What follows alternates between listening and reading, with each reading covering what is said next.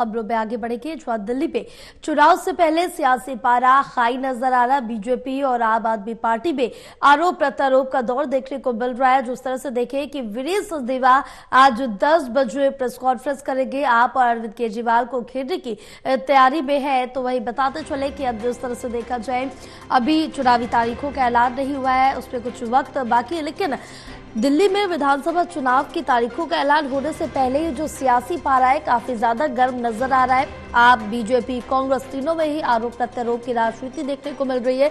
तो वही अभी तक आम आदमी पार्टी की तरफ से 70 विधानसभा सीटों पर अपने उम्मीदवारों का ऐलान कर दिया गया, जिसके बाद कांग्रेस की तरफ से 47 उम्मीदवारों का ऐलान कर दिया गया। बहरहाल बीजेपी अभी सारी सिचुएशन को, सारी स्थिति को भांपते हुए चल रही है। बीजेपी की तरफ से न ही अभी किसी भी तरह की योजनाओं का ऐलान किया गया है, न ही किसी उम्मीदवारों के नामों का ऐलान किया गया है। लेकिन इस बीच आम आदमी पार्टी की तरफ से तमाम जो योजनाएं हैं, 4 से 5 योजनाएं, उनकी घोषणा की गई।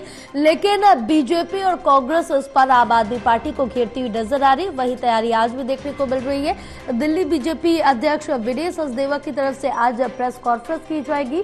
प्रेस कॉन्फ्रेंस करके आम आदमी पार्टी को घेरते हुए नजर आएगी और देखना ये होगा कि कौन कौन से मुद्दे होते हैं जिनको लेकर वीरेंद्र सचदेवा का आप पर हमला देखने को मिलेगा, चाहे वो भ्रष्टाचार हो या तमाम जो योजनाएं जिनकी घोषणा की गई, क्योंकि उनके एक जो विज्ञापन था वो निकला था, जिसके बाद दिल्ली की सियासत में भूचाल आया था और आम आदमी पार्टी पर कांग्रेस ने भी जमकर निशाना साधा था और बीजेपी की तरफ से भी जमकर निशाना साधा गया था।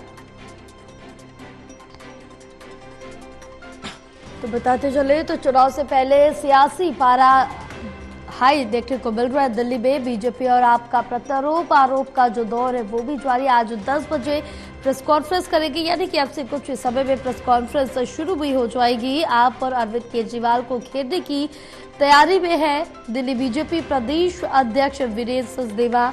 आम आदमी पार्टी को घेरते हुए नजर आए, क्योंकि बार बार यहाँ पर जिस तरह से देखा जाए तो बीजेपी की तरफ से लगातार निशाना साधा जा रहा है। हालांकि यहाँ पर कांग्रेस भी इस बीच काफी ज्यादा एक्टिव मोड में नजर आ रही है। कांग्रेस की तरफ से भी कोई कोर कसर नहीं छोड़ी जा रही है, क्योंकि जब से संदीप दीक्षित के नाम का ऐलान किया गया है तब से आम आदमी पार्टी में कहीं ना कहीं जो हलचल है वो काफी ज्यादा बढ़ गई है। तो लगातार देखने को मिल रहा है, जिसके बाद आपके खिलाफ संदीप दीक्षित ने वीके सक्सेना के पास, राज्यपाल के पास जो कंप्लेंट थी वो भी की थी जाके, और इस तरह से देखा जाए तो काफी ज्यादा टकराव की स्थिति देखने को मिल रही है। बहरहाल अभी तक तारीखों का ऐलान नहीं हुआ है। बीजेपी ने अभी तक अपने उम्मीदवारों के नामों का ऐलान नहीं किया गया। हालांकि इसी का इंतजार है कि कब तक बीजेपी अपने उम्मीदवारों के नामों का ऐलान करती है और कब तक अपनी घोषणाओं का ऐलान करती है।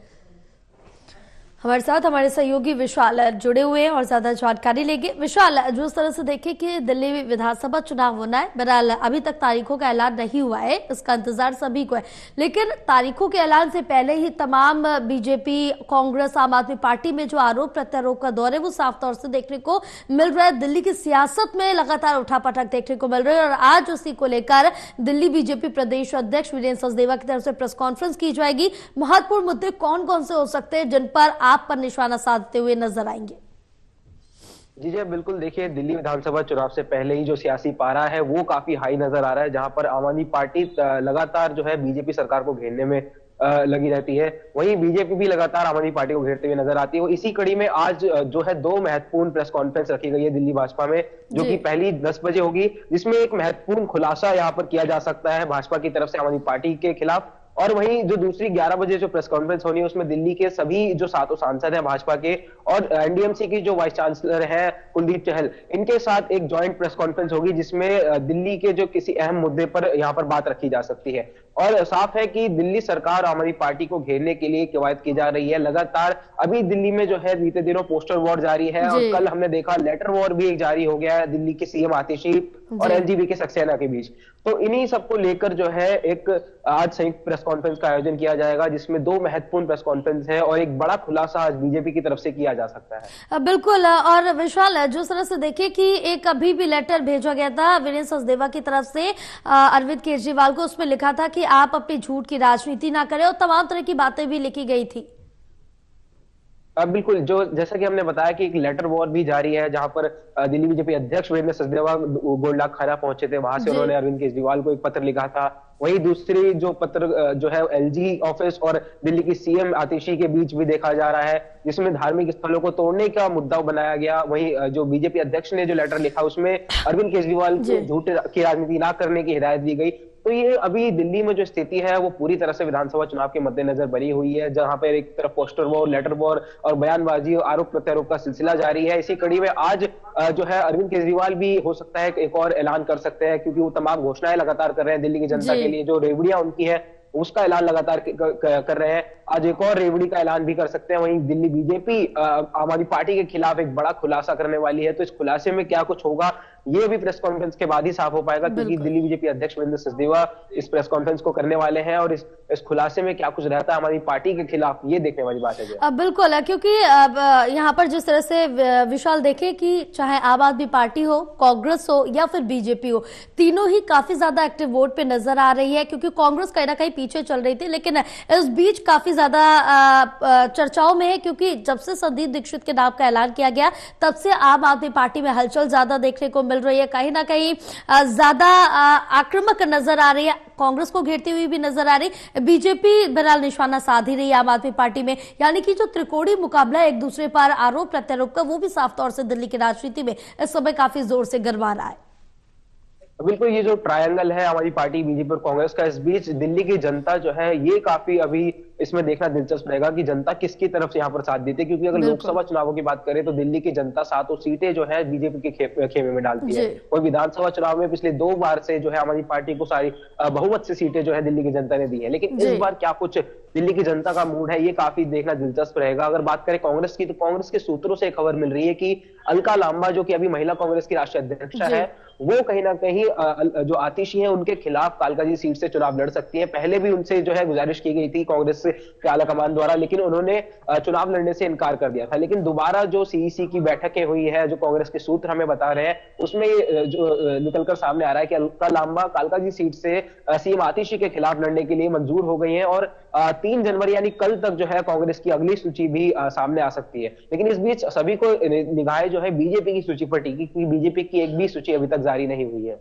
बिल्कुल, अभी तक बीजेपी ने अपनी सूची जारी नहीं की है, लेकिन इस बीच आरोप प्रत्यारोप का दौर देखें तो काफी ज्यादा देखने को मिल रहा है। अगर हम बात कर ले तो संदीप दीक्षित ने अभी आम आदमी पार्टी में मानहानि केस को लेकर कहा है, मानहानि का दावा किया है कि जिस तरह से उनके ऊपर आरोप लगाए गए थे कि वो बीजेपी की बी पार्टी है, पैसा लेकर काम करते हैं, तमाम चीजें, जिसके बाद बीजेपी पर भी हमला बोला गया, और प्रवेश वर्मा का जो पैसे बांटने का विवाद था वो भी लगातार चर्चाओं मिला। इसके बाद अगर हम बात आम आदमी पार्टी की कर ले तो उनकी तरफ से जो अपनी उपलब्धियां, जो अपने कार्य है, जो योजनाएं हैं वो लागू की जा रही है। अभी तक 5 उनकी तरफ से योजनाएं लागू कर दी गई, लेकिन उसके बाद एक विज्ञापन निकला महिला सम्मान निधि संजीवनी योजना के लिए कि ऐसी कोई भी योजना नहीं है, जिसके बाद आम आदमी पार्टी पर सभी आक्रामक हो गए।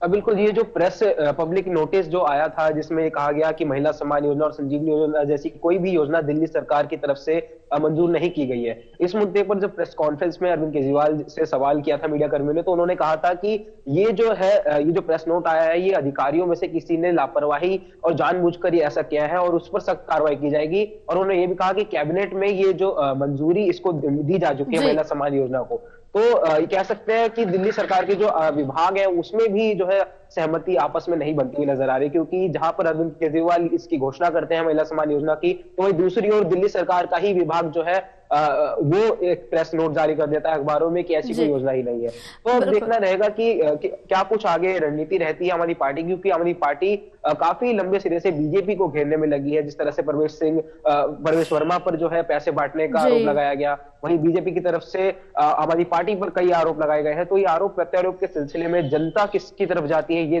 देखना काफी ज्यादा दिलचस्प होगा। एक आखिरी सवाल विशाल आपसे कि अभी तक बीजेपी ने अपने उम्मीदवारों का ऐलान नहीं किया, कोई भी घोषणाएं नहीं की, और ये कहा जा रहा है 5 और 6 तारीख को सीईसी की बैठक हो सकती है, तो उसके बारे में क्या जानकारी मिल पा रही है?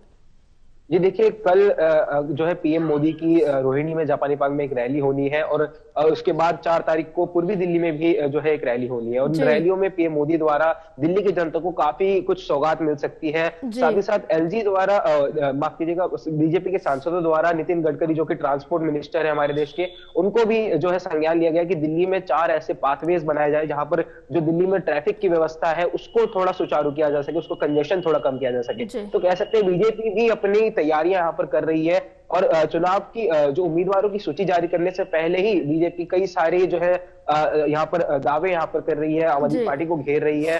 कमल जी सहरावत ने भी एक 10 जो है चार्जशीट जारी करी, जिसमें पश्चिम दिल्ली की जो विधानसभा है, जिसमें 10 विधानसभाएं लगती हैं, उन सब विधानसभाओं में किस तरह से आम आदमी पार्टी ने बुरा हाल किया, ऐसा दावा कमल जी सहरावत ने भी किया था।